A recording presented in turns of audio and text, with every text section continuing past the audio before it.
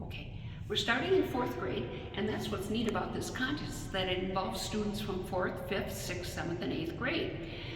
There's a lot of things that are similar between the grades, but there are some things that are very different. 4th graders clearly haven't had as much experience in using various kinds of printing technologies as much as the older students have.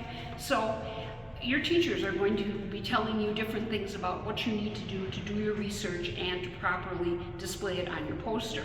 As I'm standing in front of several 4th grade winners, it's important to have a good title, because we give prizes for catchy titles as well as overall good posters. It's helpful to have some handwriting and some printing, but try not to be too cluttered.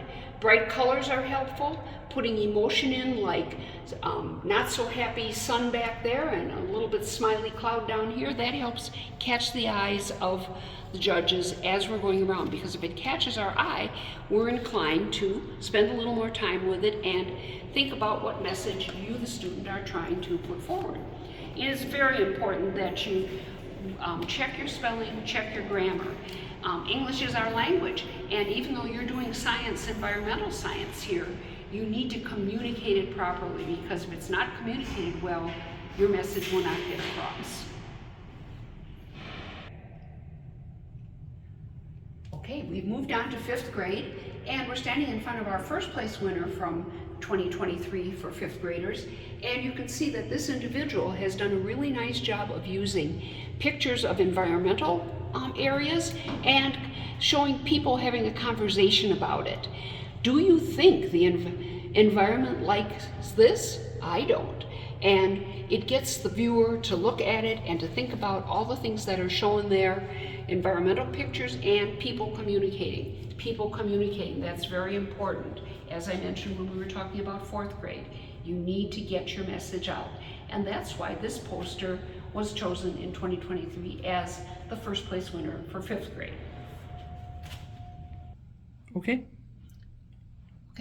Okay, as we move on to 6th grade, we can see that students have higher degrees of skill both in their artistic and their literary, their writing and communications. In fact, our best of show turned out to be a 6th grader this year, because that person included a lovely picture, good words, good rhyming with the title, neat handwriting. If you don't use a printer, just make sure that you're writing very neatly. And as you are moving along, your teachers are going to expect a little more of you as well. Be sure that you ask your teacher as many questions as you need to while you're working on your project, so that you get the best product for your efforts. Okay. As we move on to 7th and 8th grade, you of course are having higher expectations of the students for the teachers, and students have higher skills, the highest skills that are participants in this contest. And our first place winner for 7th and 8th grade dealt with rusty crayfish in 2023.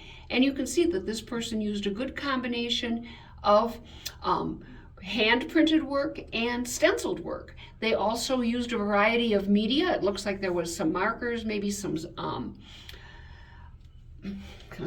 watercolor perhaps used. The more variety of things you can do, the better, but always be careful to not go over the edge with too much. Including a map and showing where this problem is most common is also very helpful. As we look at the different grade levels, our expectations change as well. We know that you are growing and learning as you work through the process, and it's good to see that as we are doing our judging. Finally, remember that the grade you get in class doesn't necessarily reflect the judging score, because we just get to look at your posters once, and we have to make our judgment based on that, while your teachers had the opportunity to explain the assignment from the beginning, help you as you were working on it, and let you know if you were going in the right direction or not. Think about that while you're working in class, and your product that we will get to see once on display in various parts of the Oneida County Courthouse will give us the information that we need to make the best decision. And you will always learn from your process.